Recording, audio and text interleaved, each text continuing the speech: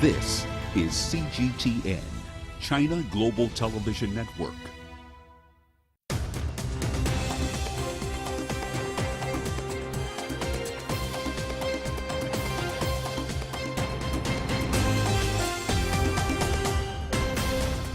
This is The World Today, 15 minutes of the latest news from around the world. I am Peninah Karibe. Coming up. Dozens are reported missing after a boat capsized Sunday off the Democratic Republic of Congo. Aid continues to flow into Tonga nearly a week after a devastating volcanic eruption and tsunami. And a jury has been selected for a federal trial over the killing of African-American George Floyd. Authorities in the Democratic Republic of Congo are reporting that at least 180 people are missing following a ship accident. The incident took place on the Congo River in the northwestern part of the country.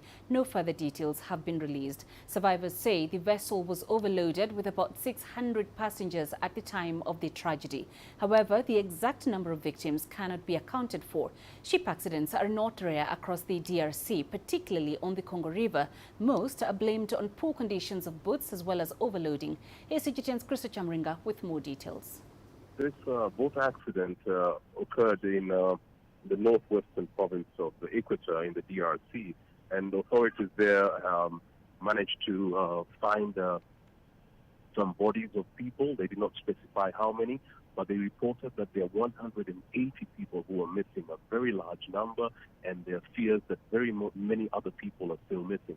According to the authorities there, the boat was overloaded with about 600 people, which is illegal, and it was traveling in the evening, so they could the captain of that boat could not clearly see. Now, this is something that has happened quite a number of times in the DRC and worked to strengthen measures to ensure that the boat owners comply with the safety standards, but it has not been happening. Now, a search and rescue efforts are ongoing in Mbandaka in Equator province to try and find some of the missing people and hopefully some survivors. It is a big tragedy, but every year this happens in the DRC because the country has a very poor road network. Most people cannot afford to travel by air, so they have only to travel by boat. We'll have more details on that story in our Africa Live bulletin. In West Africa, an explosion in a mining region in western Ghana has killed at least 17 people, local police have said. The explosion happened after a truck carrying explosives collided with a motorcycle in Apiate near the city of Bogoso. The truck carrying explosives was on its way to the Chirano gold mine owned by Toronto-based Kinross. Video posted on social media showed widespread damage to property. Ghanaian President Nana Akufo-Addo, in a tweet, has described the incident as truly sad, unfortunate and tragic. Local police in a statement say most of these survivors have been rescued and taken to various hospitals. Police have appealed for calm, saying reinforcements have been deployed to the scene and people near the blast are asked to move to nearby villages. Let's head to Tonga now, where the United Nations says 84,000 people, more than 80% of the population, have been badly affected by an undersea volcanic eruption and subsequent tsunami. The UN has called access to safe water Tonga's biggest life-saving issue. The natural disaster has destroyed all houses on Mango Island. Properties on the west coast of Tonga Tapu, the country's main island, are severely damaged. The UN, Australia and New Zealand are sending crucial aid and relief supplies. Earlier, my colleague from China Media Group talked to a Chinese national working in Tonga. He shared details about water supply after the eruption. There are two kinds of water resources. One is rainwater, the other is to dig wells underground and take water from the urban area through water supply pipelines. At present, we can still obtain water by these two channels. However, we can't guarantee the quality of tap water. We need to wait for an official report from Tonga authorities that the water is safe before we can use it. Where do you get your drinking water now then? The water we currently use mainly comes from bottled water bought from the market, and the rainwater stored in the collector before the volcanic eruption. So you didn't get water from underground? The water taken from underground pipelines is mainly used for washing. We don't use it as drinking water. What have you eaten today? I have eaten onions, potatoes, and chicken. 现在目前还是有洋葱、 You still have onions, right? Do you have other fresh vegetables? 绿叶蔬菜有吗？ Vegetables, fresh fruits, and some seafood are not available in the market in Tonga. Onions and potatoes are available and are imported. There's still enough onion and potato. As Tonga is still reeling from devastation wrought by a volcanic eruption and tsunami last Saturday, our reporters are being talked to Anne Colcon, the United Nations humanitarian official, on the damage of the country and support from the international community. How big are the challenges, and do we have the report on the damage?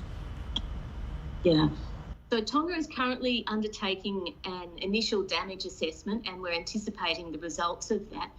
So far, we're aware that most parts of the country, including remote and isolated islands, have been visited by Tongan assessment teams. We're also aware that all agriculture sectors, including crops, livestock and fisheries, have suffered substantially.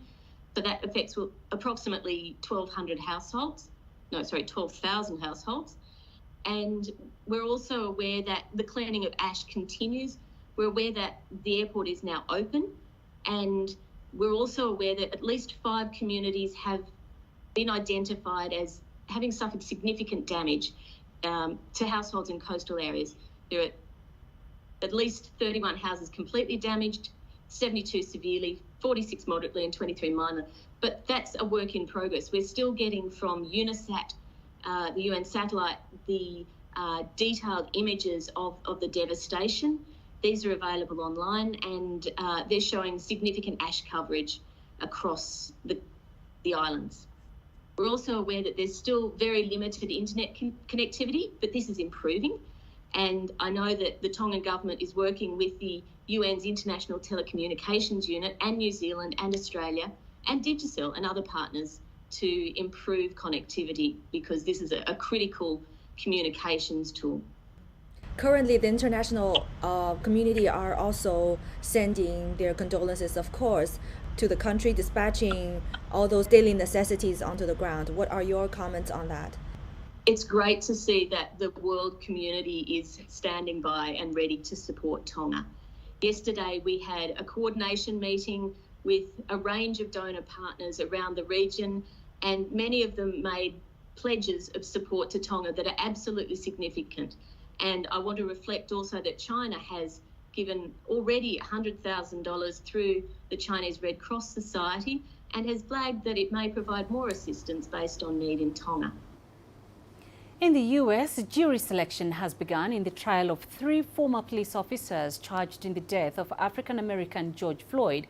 Prosecutors say the 3 police violated Floyd's civil rights as another officer knelt on his neck, leading to his death in May 2020.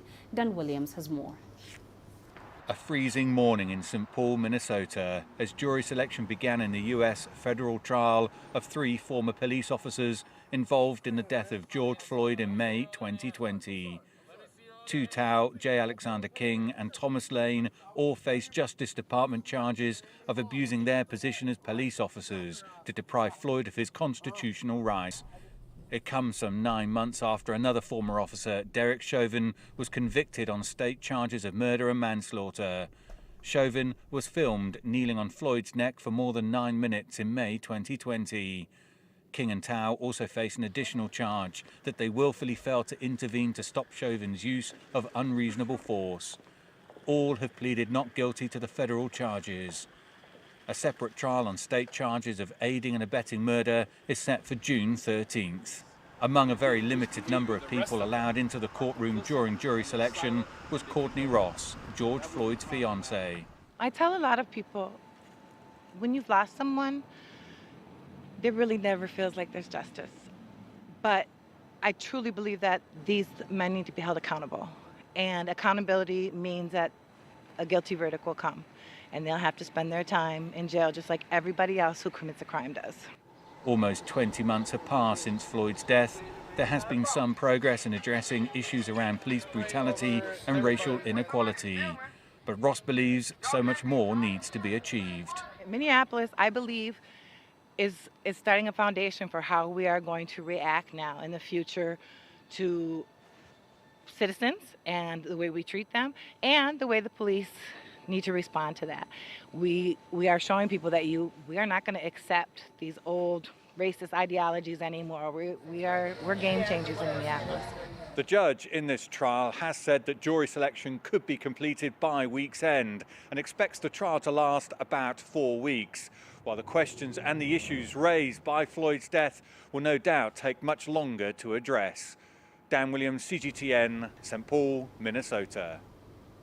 Reuters reports that Russia and Ukraine are open to Turkey helping ease tensions between each other. Meanwhile, the US has allowed Lithuania, Latvia and Estonia to send American-made weapons to Ukraine. Moscow accuses Western officials of manufacturing a Russian invasion threat to cover up their own large-scale provocations. US President Joe Biden has suggested a potential minor attack from Russia would bring a lesser response. Ukraine's President Volodymyr Zelensky hit back at Biden's comments, saying there is no such thing as minor incursions.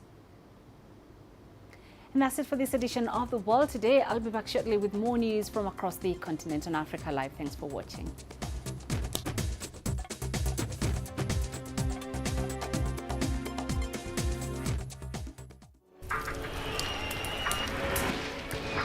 So this is it. I'm just about to be shot. Tents here, bottles are being thrown as they do so. There are about 3 critical bridges here in Malawi. That's one of them. We're going to cross that bridge. As you can see behind me, police forces who are replying with gas.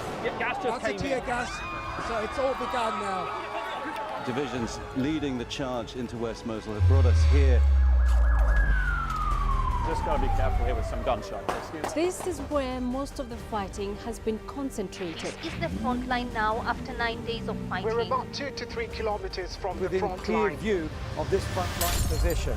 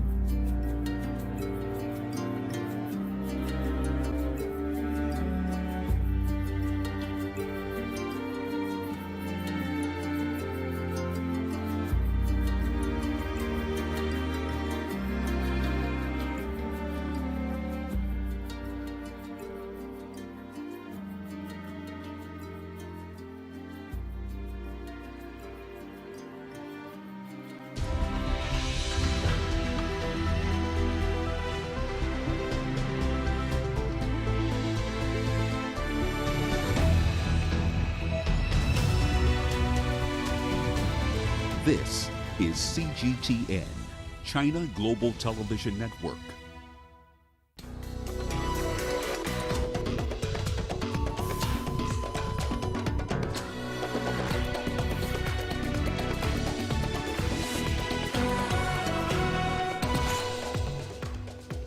180 missing in ship accident in DRC. We get you the latest from our correspondent in Kinshasa. Explosion in Ghana town kills 17 and destroys hundreds of buildings. And study suggests children in sub-Saharan Africa are dying of COVID-19 at a higher rate than other parts of the world. This is Africa Live. Thank you for joining us. I am Peninah Karibe. Also coming up, how the newly launched Pan-African Payments and Settlement System will transform trade in the continent.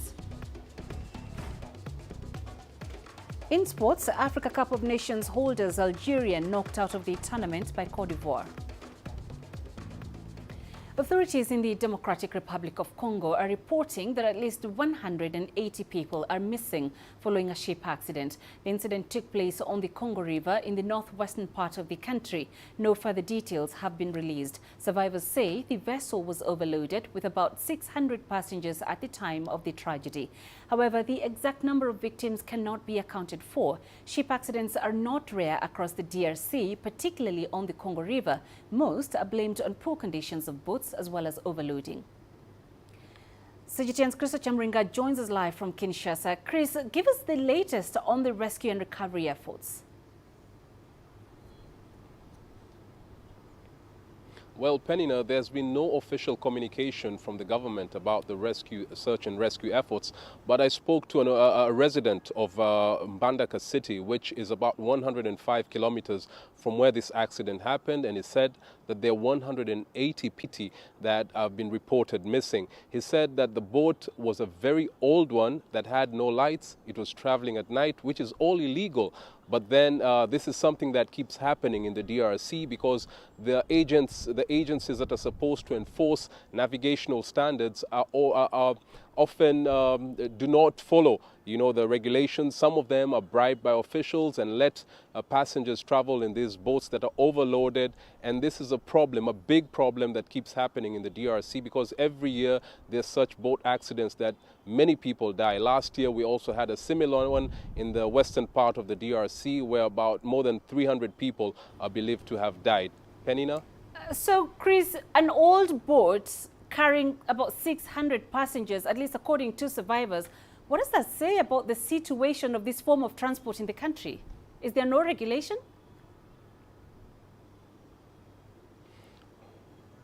Well, the DRC government has a very big weakness, very many challenges. One of them is that the government has regulations regarding, traveling by boat in this country. But the enforcement is where the problem is. Many of these boat owners bribe officials, the police who are supposed to ensure that passengers are not overloaded in these boats. And so people keep dying every year because of the negligence of the law enforcement officers. The government has promised to crack the whip on people who neglect their duties as enforcement officers, but it has failed to work. And another problem is that the DRC, has a very poor road network. Traveling by boat is the main mode of transport for the vast majority of people. The people in the DRC, most of them are living on less than $2 a day. And there are other boats that are in very good condition, strong, solid boats, but most people cannot afford to travel on those boats. So they go for these old wooden boats where people, there are so many goods, cement, metallic objects, charcoal, and most of these people are traders, who are getting goods from the interior to cities to sell and earn a living to feed their families. And it's a very big problem. The government has promised to look into this, but it's a constant cycle of promises. People keep dying every year. And so the locals are really looking at the president to come up with some solid solution to ensure that this does not keep on happening. All right, Chris, thank you for that update. Chris Chamringa live in Kinshasa. In West Africa, an explosion in a mining region in western Ghana has killed at least 17 people, local police have said. The explosion happened after a truck carrying explosives collided with a motorcycle in Apiate near the city of Bogoso. The truck carrying explosives was on its way to the Chirano gold mine owned by Toronto-based Kinross. Video posted on social media showed widespread damage to property. Ghanaian President Nana Akufo-Addo, in a tweet, has described the incident as truly sad unfortunate and tragic. Local police in a statement say most of these survivors have been rescued and taken to various hospitals. Police have appealed for calm, saying reinforcements have been deployed to the scene and people near the blast are asked to move to nearby villages. Liberia is in 3 days of national mourning following the death of at least 29 people killed in a stampede at a Christian worship event known as a crusade. Attendees said Thursday's stampede started after a group of armed men rushed the crowd in an attempt to stage a robbery. President George Weah had earlier visited the scene of the crash in New Crew Town.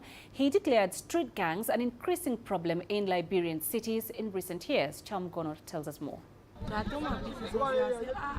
My sister and I were heading outside. As soon as we reached the gate, we saw big crowds of people.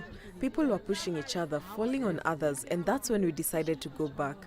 But we could not. They had already closed the gate. People started stepping on others, and I saw people dying.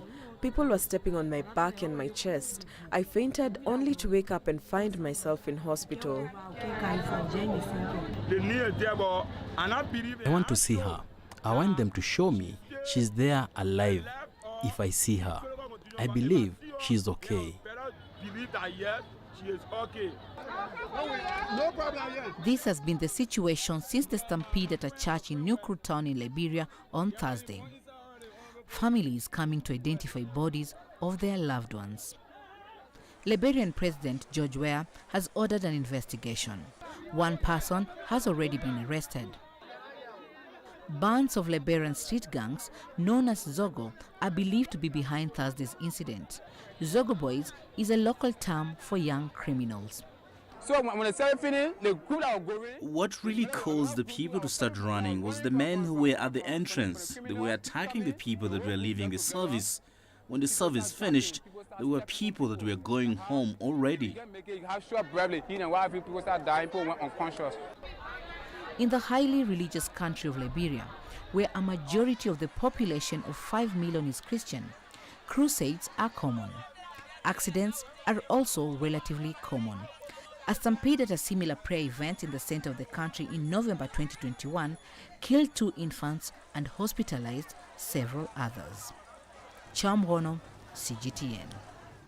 Authorities in Burkina Faso have banned a planned weekend protest in the capital Ouagadougou and blocked Facebook access. The protest, called for by a civil society movement, according to the authorities, has been prohibited for security reasons. This follows a protest staged by the same group in November that turned bloody. It was against the failure of President Christian Kabore to quell jihadist violence that has engulfed the country. Groups linked to Al-Qaeda and the Islamic State group has terrorized the landlocked Sahel nation since 2015. Figures released by the National Emergency Agency put at 1.5 million the number of people internally displaced. A separate protest planned for Saturday in support of neighboring Mali, whose ruling junta is under sanctions imposed by ECOWAS, has so far not been banned. Put everything you see in the best interest of the nation and don't necessarily expect the government to have to justify or explain itself. We are all aware of the situation we are currently experiencing in our country. I think that if we have the choice between allowing insecurity to spread and taking measures to maintain a minimum of control over the situation, the choice seems clear to me and you that the national interest must be above our particular interests.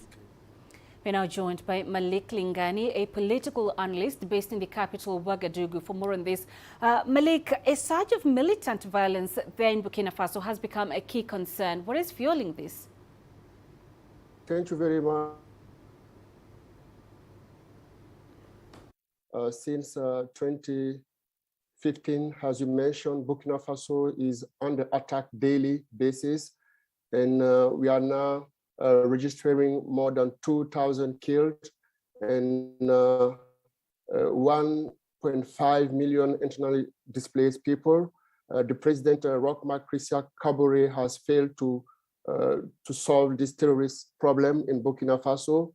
And now, as you can see in the region, Mali, Guinea, and the neighboring countries, people are now calling for military to take over the power. And here in Burkina Faso, President Christian Kabore is sharing a lot the protest that is scheduled to be held tomorrow.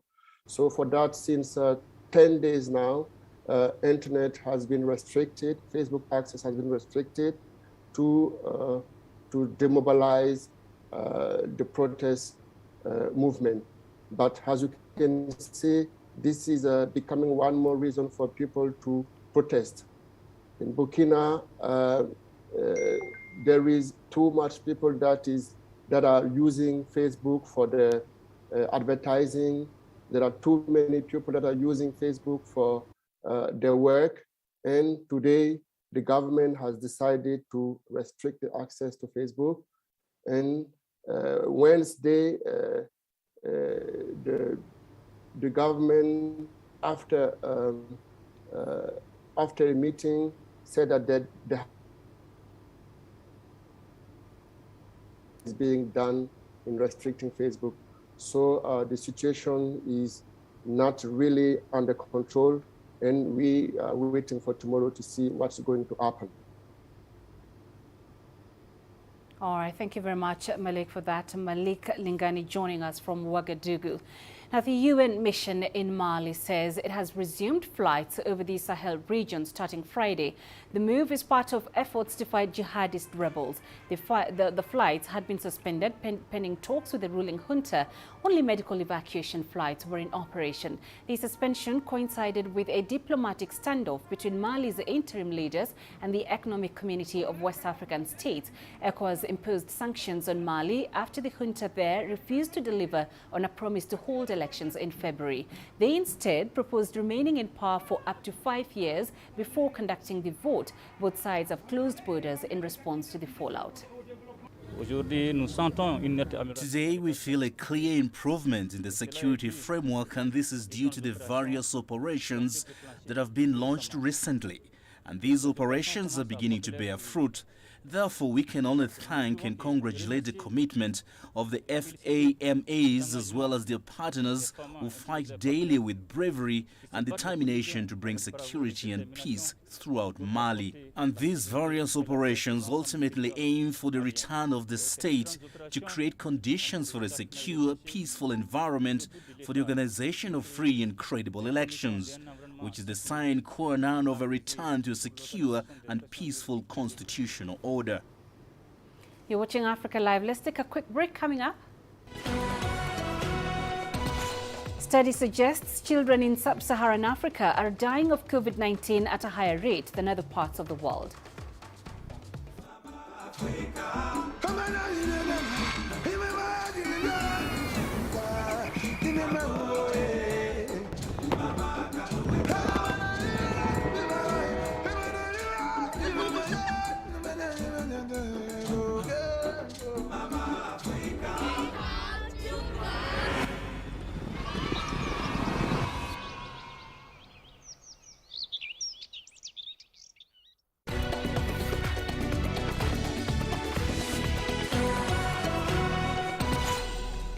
North Africa is one of the main regions of the Belt and Road Initiative. China had earlier signed MOUs with 5 North African countries: Morocco, Algeria, Egypt, Tunisia and Libya.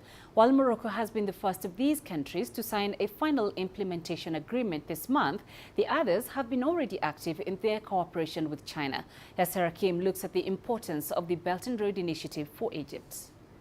Egypt has been one of the first countries in Africa to sign up to the Belt and Road Initiative in 2016. The Egyptian president had made it clear that being a member is vital for the North African country. The initiative entails essential sectors that are priority in our plans to achieve Egypt's Vision 2030 for sustainable development, such as infrastructure projects in transport, energy and information technology.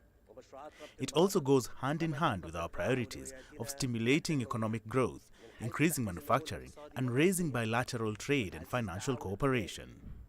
The two sides had inked agreements for various Chinese projects on the Belt and Road Initiative. China and Egypt signed more than 30 MOUs in different sectors, including health, education, transport, the electric train, and more. Egypt is considered an important player. The initiative builds on the country's location to add value to the Silk Road. The Suez Canal, a main waterway linking the east with the west, makes the North African nation an attractive destination for Chinese businesses. The Suez Canal Development Project is based on establishing an industrial, trade and logistical center that provides promising opportunities for Chinese companies, the BRI members and countries worldwide to benefit from Egypt's strategic location, to become a center of manufacturing and re-exporting products to the rest of the world. But going forward, Cairo is expecting more from China besides increasing bilateral trade and investments. Egypt wants technology transfer from China, as China is one of the most technologically developed countries in the world. We have skilled labor and a good location. So Egypt hopes the Chinese investments will bring with it a transfer of technology critical to development efforts. Though Morocco is the first country in North Africa to sign a final implementation agreement with China on the Belt and Road Initiative, experts believe Egypt will follow suit later in the year to cement its ties with the Asian country. Yasser Hakim for CGTN, Cairo. And now to some worrying news. A groundbreaking study has revealed that children in sub-Saharan Africa are dying of COVID-19 at a higher rate than in the United States and Europe. The study, published in JAMA Pediatrics, was conducted in 25 hospital sites in 6 African countries between March and December 2020. Leader of the study, Professor Refilwe Masekela, says they are concerned that infants younger than 1 year had nearly 5 times the risk of death than adolescents aged 15 to 19 years. The study examined outcomes in 469 children who ranged in age from 3 months to 19 years, with the average age being 5.9 years. A quarter of the children had pre-existing conditions. So we do have Professor Refilwe Masekela, who is the head of Department of Pediatrics and Child Health at University of KwaZulu-Natal, South Africa, with us. Thank you very much, Professor Masekela, for joining us. So why are children in sub-Saharan Africa at such a high risk? Well, thank you very much for having me. Well, we think that there are a number of factors that may be accounting for this higher rate of death. Firstly, we know that in Africa, there's a different spectrum of diseases in terms of morbidities. For example, unlike in Europe and the US, conditions like HIV, tuberculosis, malaria, diseases that we find in Africa and we don't find elsewhere. But also, I think more importantly, we think it's also related to the issue of access to healthcare facilities, access to intensive care facilities, and advanced care, which some of these children would need if they have to go to healthcare facilities. We do know that there's a huge gap in terms of availability of things like oxygen, critical care and intensive care services, specifically for children, and not having access to those services may be impacting the outcome of these children, and some of them dying because they don't have access to that support and advanced healthcare services in their context. Right. So, you know, you talk of 469 children sampled in that study. Some would say that's a relatively small sample. Is it representative of the true picture of the continent? Well, we think that the importance of this is we've looked at children that were admitted. So we're not looking at a population level, at children that just get infected and do not have a disease that's severe enough for them to present to a healthcare facility. And of course, we sampled a number of regions and not just one country. And there would be disparity among different regions, among different countries in terms of access to services.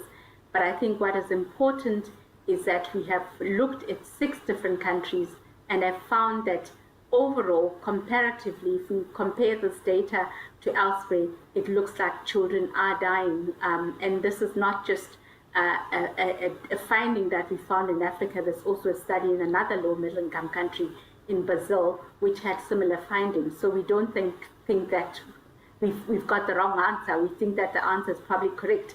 The problem is access to services does impact outcomes, and that's the message that we think has come out strongly. And we've also found overall, which is not only from our study, that younger children are at risk as well as the adolescent age group. So the findings are not different from what's been found elsewhere. The outcome is what is surprising, that more children are actually dying than we thought from the data from the US and the UK and elsewhere in high-income countries. Well, that's true because, earlier studies had suggested that children do not contribute much to the spread of coronavirus. So why the cases of death now? Well, the number, the proportion of children that are infected with COVID-19, we don't think is different. And that has been demonstrated in many, many countries, in many, many different contexts. But the outcomes, so if you do get infected and you do require admission to either to be seen at a healthcare facility or be admitted, what then happens to you as a child in Africa? And unfortunately, what we found is that children in our context do not survive as much as those who are in high-income countries, and it's probably related to access to facilities. But other downstream effects, which we have not studied, whether people are coming later to access healthcare services is also an issue. Whether people have to travel long distances to access health services, we haven't studied. So there may be other impacts that are also social related that we haven't looked at, that may be affecting why children here in Africa are dying more than they would in other contexts. There are those that will view this study as a Western-driven agenda to build a case for vaccinations on children. What do you say to that? That unfortunately, I think when COVID began, we were very hopeful as pediatricians that children were actually not harboring the disease as much as adults, that the risk for children was much lower, and that children survived. So of course, that is still true. Overall, children do better than adults. But we have the message here from, I think, the key message is, if you have a child that has comorbidity, that they have a chronic disease, they are at much higher risk of dying from COVID-19.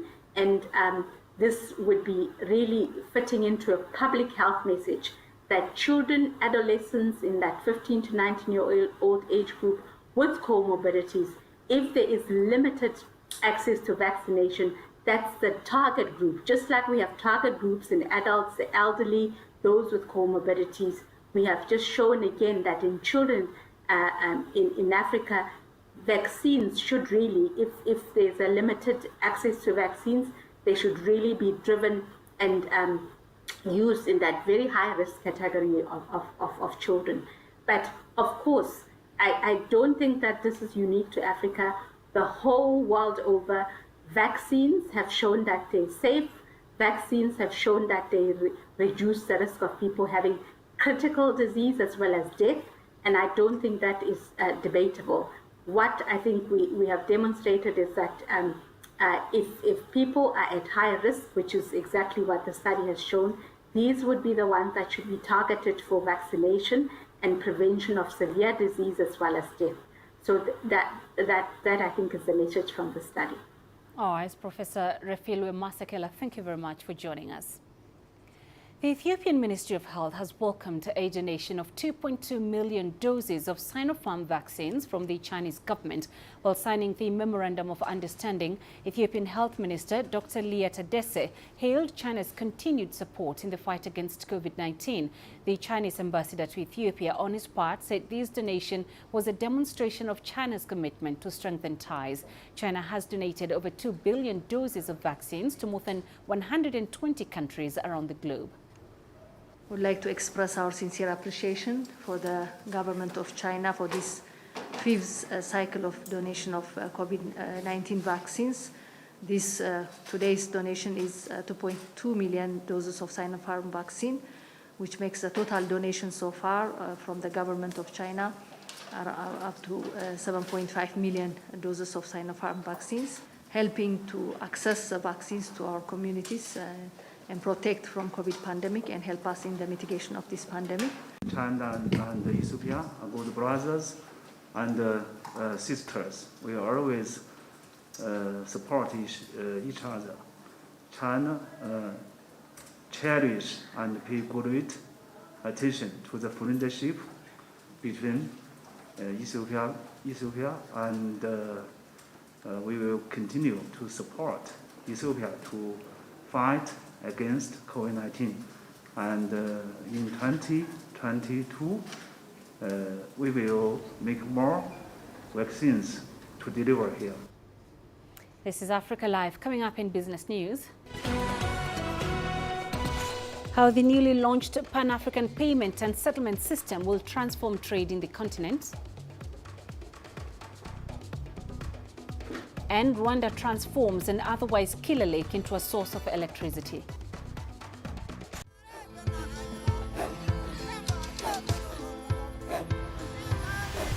Africa is a continent of diversity, with varied climates and enchanting geography, and a people so distinct, but with a shared enduring spirit. We are at the heart of the continent to bring you the untold stories. Let's have a look. We celebrate Africa as it shapes its own destiny. Tunis, Cairo, Juba, Johannesburg, Ethiopia, Tanzania. Africa Live. Find your voice.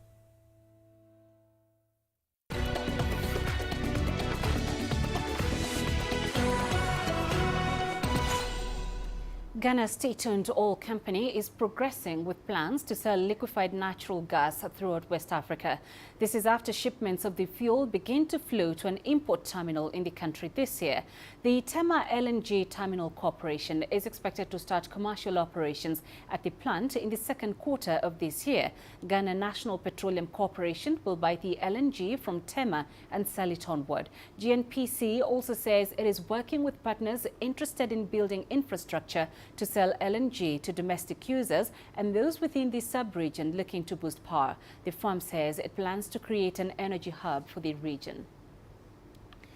Lake Kivu in Rwanda is not quite the picture of tranquility, it seems. Thousands of years of volcanic activity has caused a massive accumulation of methane and carbon dioxide to dissolve in it. But Rwanda is making something out of it. Engineers aboard a floating power station are now working to harness the power into useful electricity and prevent destructive explosion from the lake, now classified as a killer lake. CGTN's Beryl Oro reports. Flanked by the rolling quiet green hills, Lake Kivu, one of Africa's great rift lakes, lying between Rwanda and the Democratic Republic of Congo, has enormous concentrations of potentially explosive gases within it. So yeah, this is what we call a killer lake. So we have three kind of this kind of lake, killer lake in the world, two in the Cameroon that erupted in the 80s, and this lake. The risk with this kind of lake is that we have oversaturation of gas in the water, and that it may trigger what we call a limnic eruption. What is a limnic eruption? It's a huge explosion of gas from deep waters to the surface, which will create waves, tsunami at surface, and so on. And in the 80s in Cameroon lakes, it killed more than 1,000 people. So we don't want that it happens here. In both Rwanda and the Democratic Republic of Congo, many live in fear of the lake's harmful potential, and stories abound of swimmers disappearing into its depths after being asphyxiated or pulled under. The lake, however, poses both peril and promise. We try to turn these threats into opportunity. So removing this gas, if it's done correctly, may help to reduce the risk of a limnic eruption. And of course, when using this gas, we can also help the country to develop by, for example, producing electricity, then we have two chances from one threat. Kivuwat, which says this is the only project of its kind anywhere in the world, saw an opportunity to tap into these abundant gases for energy generation. The facility pumps water saturated with carbon dioxide and methane from around 350 meters to the surface. In terms of generation of electricity, on an annual basis, we produce between 210 to 215 gigawatt hour per year, and this contributes around 30% of energy need for Rwanda. The excess carbon dioxide is pumped back into the lake at a precise enough depth to ensure the delicate balance is not upset. When you compare the emissions, the carbon emission, we compare from kilowatt as compared to a diesel plant.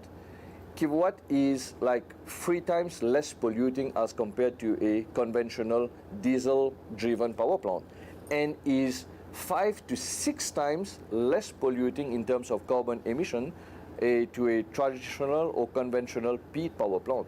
So I would say while we are burning this gas here, even if it is a thermal plant, it's still considered as a clean source of energy.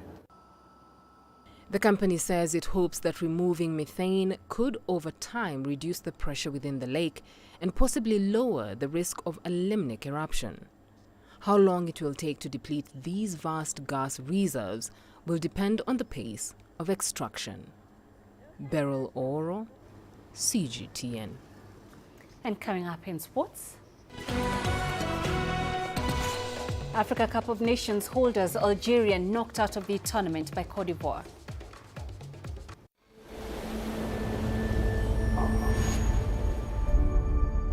How would you create your legend?